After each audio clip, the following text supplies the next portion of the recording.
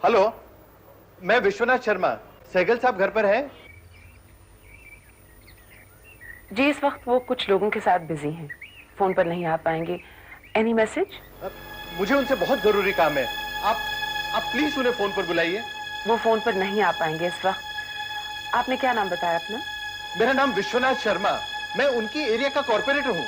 वो मुझे अच्छी तरह से जानते हैं। आप प्लीज उन्हें फोन पर बुलाइए। मैं उनसे कह दूंगी कि आपका फोन आया था।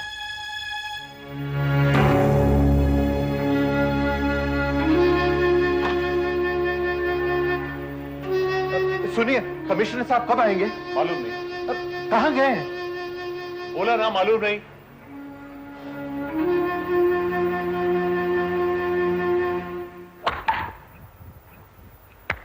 वाह वाह वाह वाह निशाना बहुत अच्छा है आपका। आजकल तो हम निशाना बने हुए हैं। कहिए कमिश्नर साहब, कैसे आना हुआ? हम इलेक्शन हार गए, इसका अफसोस जताने आए हैं। सहगल साहब, हर खेल में हार जीत तो होती ही रहती है, लेकिन जो ताकत, जो पावर्स आपके हाथ में है, वो तो आपसे कोई नहीं छीन सकता ना। हाँ, खतरा तब पैदा हो जाता है जब आपकी ताकत का कोई गलत इस्तेमाल करने लगे। क्या मतलब?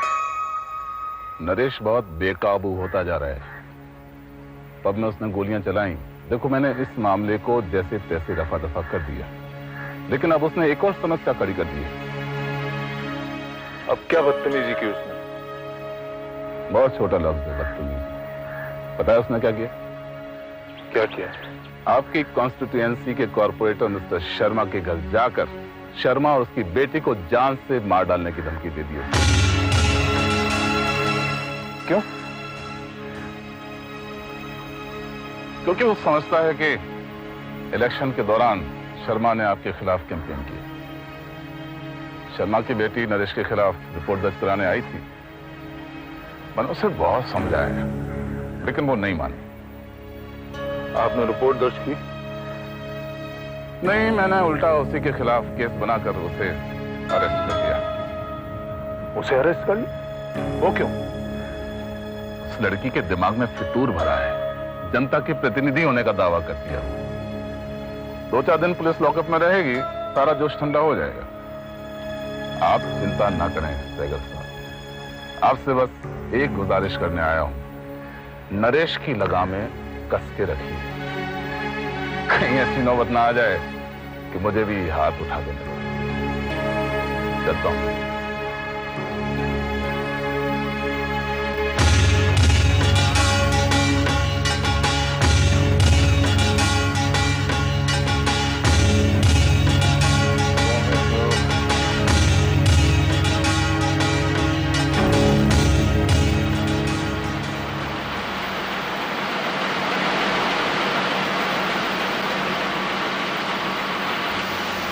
एक्सक्यूज मी, मिस्टर जयदेव कहाँ है?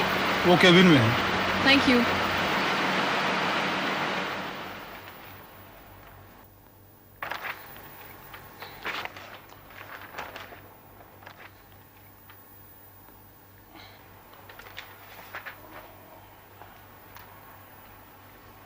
हाय ऐश्वर्या। अरे तुम्हें कैसे पता चला कि मैं यहाँ हूँ? तुम्हारी खुशबू से। कमाल है। मैं तो समझती थी कि तुम सिर्फ खबरें सुन सकते हो, लेकिन तुम तो इंसानों को उनकी खुशबू से पहचान लेते हो। हर इंसान को नहीं, सिर्फ उसकी जो इस दिल को अच्छा लगता है। तुम्हारे न्यूज़पेपर का नया इशू पोएट्री स्पेशल है क्या? काफी शायराना बातें कर रहे हो। जब गजल सामने बैठी हो तो मिजाज शायराना हो ही जाता है। बस जयदेव बस, बहुत हो गया ये सब। चलो कुछ और बातें करते हैं। चुनाव की बातें, चुनाव के आर्टिकल्स, कौन जीता कौन हारा, इन सब से मैं इतना परेशान हो गया हूं कि मुझे अखबार फेंकने को मन होता है। जयदेव ये क्या कर रहे हो तुम? और एक तुम हो जिससे थोड़ी हल्की फुल्की बातें करके दिल को राहत मिल रही थी, तो तुम्हें तो वो भी करवा लगा। माय गॉड, मुझे नहीं मालूम था कि मामला इतना सीरियस है। चलो मेरे साथ चलो। वो कहाँ? अरे वहीं जहाँ तुम जाना चाहते हो, सड़क पर। 2-4 हल्की फुल्की बातें करेंगे, तुम्हारा दिल भी बह जाएगा। अरे बाबा, अभी मुझे बहुत काम है। तुम काम के वक्त बैठकर शायरी कर सकते हो, लेकिन मेरे साथ 2 मिनट के लिए बाहर नहीं जा सकते। अब चलो ना। सुनो, अच्छा मुझे 2 मिनट की मोहलत दे दो, मैं अभी पेपर्स लेकर आ रहा हूँ। 6 बज रहे हैं? यस। 6:02 पर हम लोग यहाँ से बाहर जाएंगे। एग्जैक्टली 6:02। तब तक तुम यहाँ बैठो। लेकिन तुम 2 मिनट में नहीं आओगे। अरे बाबा, मैं बस गया और आया, ठीक है? बैठो।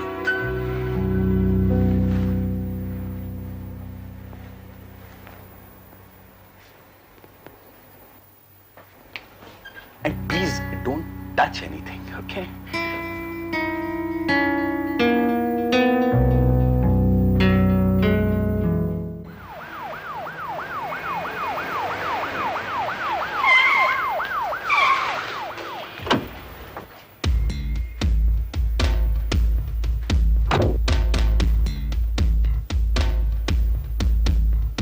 Hello sir. हाँ दिखाओ। सर ये आपकी आज की अपॉइंटमेंट्स की लिस्ट है। इन लोगों से आपकी मुलाकात होगी। मैं आपको सलाम करने नहीं, आपसे जवाब तलब करने आया हूँ। इतना चिल्ला क्यों रहे? कौन हो तुम? मेरा नाम विश्वनाथ शर्मा है और मेरी बेटी का नाम करण, जिसे आपने हवालात में बंद कर रखा है। अच्छा, तो वो आपकी बेटी है? हाँ, क्या कसूर है उसका? आपने उसे हवालात में क्यों बंद कर रखा है? बोलो, मेरी बात तो सुनो आप। गार्ड्स, देखो, आपने उसे हवालात में क्यों बंद कर रखा है? कमिश्नर साहब से तमीज से पेश आओ, वरना तुम्हारा भी वही हाल होगा जो तुम्हारी बेटी का हुआ है। आपको जो करना है वो करो, लेकिन पहले मेरी बात का जवाब दो कि मेरी बेटी का कसूर क्या है और आपने उसे हवालात में क्यों बंद कर रखा है? उसका कसूर भी वही था जो इस वक्त तुम कर रहे हो। पुलिस हेडक्वार्टर में घुसकर दंगा फसाद करना और सीनियर पुलिस ऑफिसर्स के साथ बदतमीजी करना। ये क्या गुंडा राज है? गुंडे और बदमाश लोग सड़कों पे खुलेआम घूम रहे हैं और बेगुनाह लोगों को आप जेल में डाल रहे हो। लेकिन मुझे ये पता नहीं चलता कि आप जैसे अच्छे लोग अचानक जानवर क्यों बन गए? ये क्या बकवास कर रहे हो तुम यहाँ पे? बकवास मैं नहीं, बकवास आप लोग कर रहे हो, मेरी बेटी पर झूठा इल्जाम लगाकर। क्या आपको लगता है कि मुझे पता नहीं कि आपने मेरी बेटी को गिरफ्तार क्यों किया? लेकिन कानून भी उन्हीं का साथ देता है जो हम लोगों पर जुल्म ढाते हैं। सर, इन्हें भी अंदर कर दूं क्या? इसे भी अंदर कर दिया तो कानून और शासन को गालियां देने का एक और बहाना मिल जाएगा इसे। सुनो शर्मा जी, यहां आकर चिल्लाने से कोई फायदा नहीं होगा। जो भी करना है कानून के दायरे में रहकर करो। अदालत में जाओ और जमानत की दरख्वास्त को मंजूर करवा कर ले आओ। तुम्हारी बेटी रिहा हो जाएगी।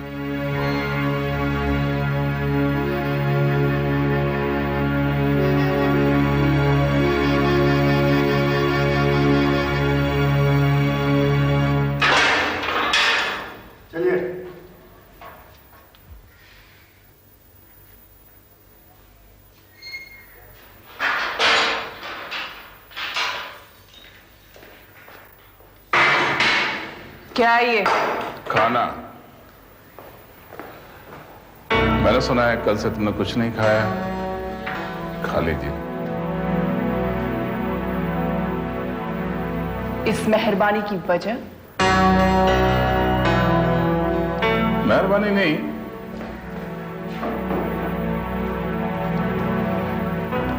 पुलिस स्टेशन का नियम है हर कैदी के खाने पीने का ख्याल रखा जाए। क्या हर नियम का इतनी ही ईमानदारी से पालन करते हैं आप?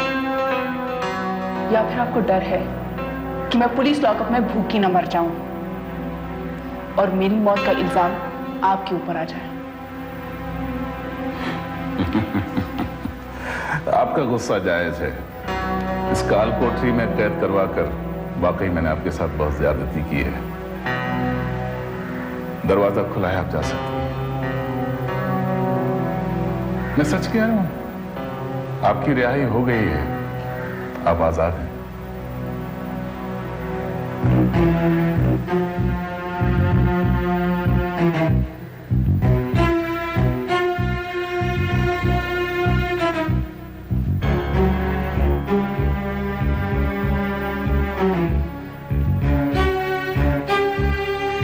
जाइए, रुक क्यों गई? मुझे कैद करने वाले भी आप, रिहाई का हुक्म देने वाले भी आप ही, पुलिस ऑफिसर, जज, वकील, सब कुछ आप ही।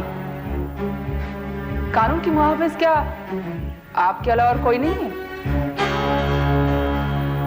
मिस कनक, आपके साथ कानून की बारीकियों पर बहस करने के लिए नहीं आया हूं मैं। तो फिर किस लिए आए हैं? आपको रिहा करने के लिए आया हूं मैं। उस रोज गुस्से में आप भी थी, गुस्से में मैं भी था। गलती मुझसे भी हुई, गलती आपसे भी हुई। बेहतर होगा जो हुआ उसे भूल जाएं। कैसे भूल सकती हूं मैं? इस जेल में गुजरा हर पल मैं जिंदगी भर याद रखूंगी। और जिसने मुझे यहां रहने पर मजबूर किया, मैं उसे कभी माफ नहीं कर सकती। I am sorry. Yes, you should be sorry. जो कुछ हुआ भूल जाओ। ये कहने का मतलब यही है ना कि नरेश ने जो हमको धमकी दी है मैं उसे भूल जाऊं? नहीं कमिश्नर साहब, मैं कुछ नहीं भूल सकती। हम जैसे आम इंसानों पर जो जुल्म ढाए जाते हैं उसके खिलाफ मैं आवाज उठाऊंगी। मैं किसी को भी माफ नहीं करूंगी। आप अपना ये भाषण मुझे मत सुनाइए। जो कुछ भी करना है बाहर जाकर कीजिए। मुझे आप यहां से बाहर नहीं निकाल सकते। जिस तरह आपको मुझे कैद करने का कोई अधिकार नहीं था, मुझे यहां से रिहाई देने का भी आपको कोई अधिकार नहीं है। इसका क्या मतलब है? मेरे खिलाफ पुलिस रजिस्टर में रिपोर्ट दर्ज कराई है आपने? क्या यह लिखा गया है कि किस जुर्म में मुझे यहां कैद कर दिया गया? क्या अपराध है मेरा? पहले यह कार्रवाई पूरी कीजिए आप। मैं आपको रिहा करना चाहता हूं और आप है कि कानूनी कार्रवाई की बात करते हैं। कमाल? जी हां, जो भी होगा कानून के तहत होगा। मुझे रिहाई मिलेगी, लेकिन तब जब अदालत मेरी फरियाद सुनेगी, मेरे साथ इंसाफ करेगी और नाइंसाफियां करने वालों को सजा सुनवाएगी। ये बेजा जिद करके आप अपने पैरों पर कुल्हाड़ी मार रही हैं। नहीं कमिश्नर साहब, इस वक्त कुल्हाड़ी आपके गर्दन पे है और जब तक मैं यहां हूं तब तक उसकी नुकीली धार आपको इसी तरह चुभती रहेगी। बड़ी सरफरी लड़की हैं आप। पता नहीं क्या अंजाम होने वाला है आपका। सरफरी नहीं, सरफरोश हूं। पता नहीं आपका क्या अंजाम होगा।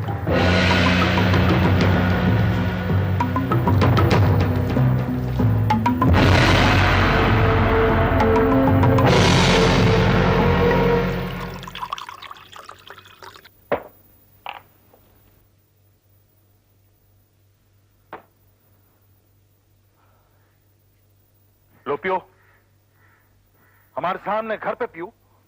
कम से कम पब्स में जाके गोलियां तो नहीं चला। एक मिनट डैड, इससे पहले कि आप मुझे डांटना शुरू करें प्लीज मेरी बात सुन लीजिए।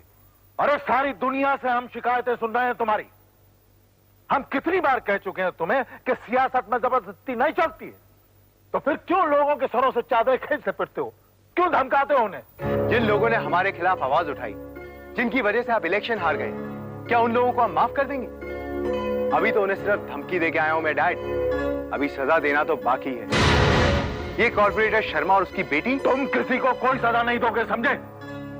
अगर हम अपनी हार एक्सेप्ट नहीं कर सकते तो हमें सियासत में रहने का कोई हक नहीं है। तुम ऐसी कोई हरकत नहीं करोगे। हम तुम्हारी गलतियों पे और पर्दा नहीं डाल सकते। पर्दे तो आपकी आंखों पर पड़े हुए हैं डैड। मैंने आपसे कहा था ना कि मैं साबित करके बताऊंगा कि गद्दार कौन है, सो मैंने कर दिया। आज के बाद आप मुझ पर ये इल्जाम कभी नहीं लगा सकते कि आप इलेक्शन मेरी वजह से आ रहे हैं। सच्चाई को कब तक छुपाओगे नरेश? धुआं वहीं से उठता है जहां कहीं आग लगी हो। अरे सारी दुनिया हमसे सीखती है। अफसोस की बात यह है कि खुद हमारी औलाद हमसे कुछ नहीं सीख पाई।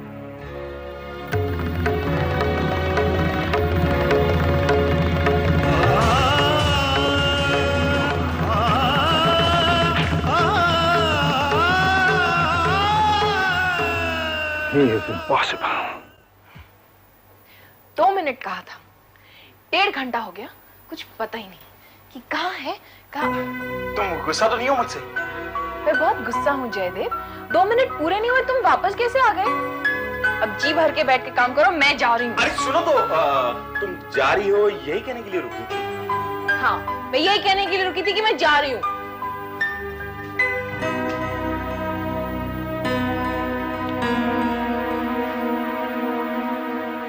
तुम कैसे दोस्त हो? झूठे मुंह ये भी नहीं कहते हो कि रुक जाओ। रुक जाओ। जयदेव, मैं बहुत गुस्से में हूँ और तुम मुझे मनाने की कोशिश भी नहीं कर रहे हो। देखो, मनाया तो उसे जाता है जो वाकई गुस्से में हो। जिसे मुझ पर गुस्सा आ ही नहीं सकता, उसे कैसे मनाऊं? सच सच बताओ, मैं सही कह रहा हूं या गलत? जयदेव, तुम बहुत खराब हो। ऐश्वर्या, मैं अब हिम्मत करके एक बात कह ही दूं। कहो। ऐश्वर्या, हमें आधा घंटा और यहां रुकना पड़ेगा। नहीं। आधा घंटा और। नहीं। Half an hour. नहीं।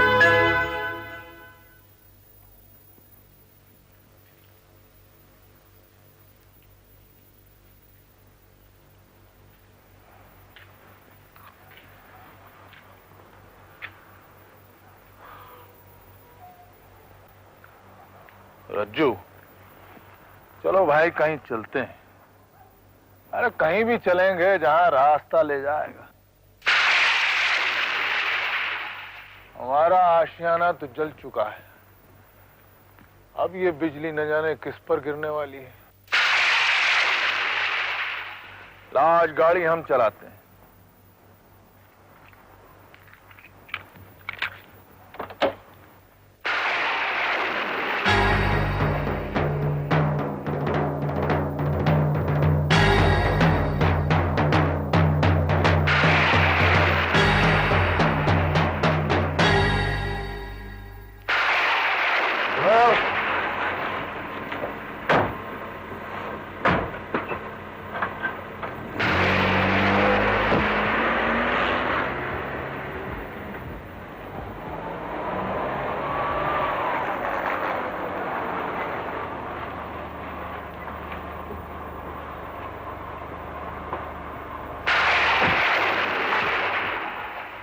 Hi mom.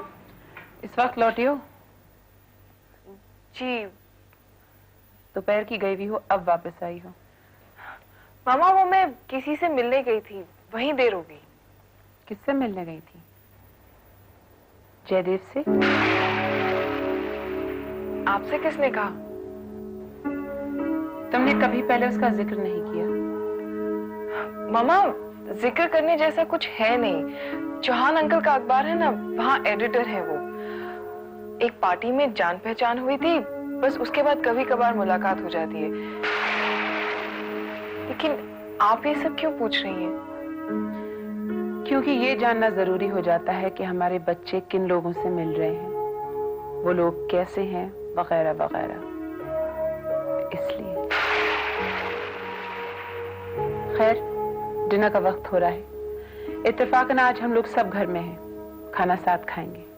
लेकिन डैड तो घर पे नहीं है ना? थोड़ी देर पहले तो लाउंज में बैठे थे। नहीं, मैंने अभी भी उन्हें कार में बैठ के जाते हुए देखा।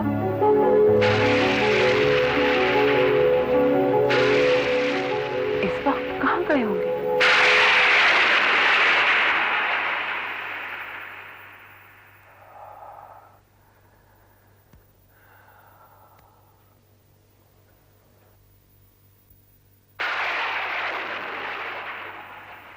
नमस्कार शर्मा जी। सहगल साहब, आप, मेरा संदेशा मिल गया ना आपको? जी हाँ शर्मा, आपका संदेशा तो हमको मिल गया था। भाई नरेश का यहाँ आकर आपको धमकाना और आपकी बिटिया का गिरफ्तार हो जाना, ये सब सुनकर हमें अच्छा नहीं लगा, बहुत अफसोस हुआ। अफसोस हुआ? ये कहने के लिए आए हैं आप? नहीं शर्मा जी, हम तो ये पूछने आए हैं कि नरेश की शिकायत करने के लिए आपकी बिटिया को कमिश्नर साहब के पास जाने की क्या जरूरत थी? भाई, आपके ताल्लुकात हमारे साथ बहुत पुराने हैं, आप हमारे पास भी तो आ सकते थे। सहगल साहब, आपके पास आना, आप तक पहुंचना इतना आसान है क्या? महीनों इंतजार करना पड़ता है आपके दर्शन के लिए। लेकिन जो हरकत आपके बेटे ने आज हमारे साथ की, हमें डराया, हमें धमकाया और मुझ पर हाथ उठाने की कोशिश भी की उसने। और क्या किया नरेश? झूठा इल्जाम लगा रहा था, कह रहा था कि मैंने आपके साथ गद्दारी की है। मैंने लोगों को आपके खिलाफ भड़काया और मैंने लोगों को कहा कि आपको वोट न दें। नरेश ने जो आप पर इल्जाम लगाया है शर्मा, क्या वो गलत है? सरासर गलत है। मैंने कभी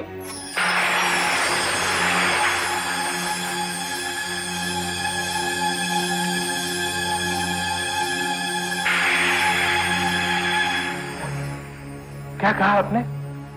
क्या आपको भी ये लगता है कि मैंने लोगों को आपके खिलाफ भड़काया और मैंने उन्हें मजबूर किया कि आपको वोट न दें? आप नहीं थे शर्मा जी तो फिर कौन? आप यहाँ के कॉर्पोरेटर हैं और क्या हम नहीं जानते कि यहाँ के लोगों के दिलों पर आपकी बात का कितना असर? सबसे कम वोट हमें इस इलाके से मिले हैं और आप कहते हैं कि आप निर्दोष। तो फिर ऐसा क्यों हुआ? इसकी वजह क्या है? आपको मैं उस आदमी का नाम बता सकता हूं सहगल साहब, जिसका दोष मेरे सर पर डाला जा रहा है।